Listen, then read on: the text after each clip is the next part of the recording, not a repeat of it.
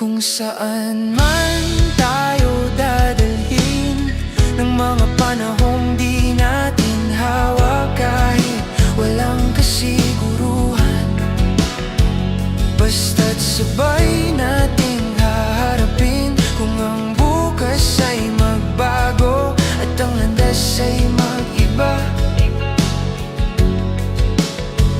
kung saan man tayo dadalhin, sabay pa rin akong lalakad. May mga pangarap na nagbabago, may mga takot na dumarating, pero kapag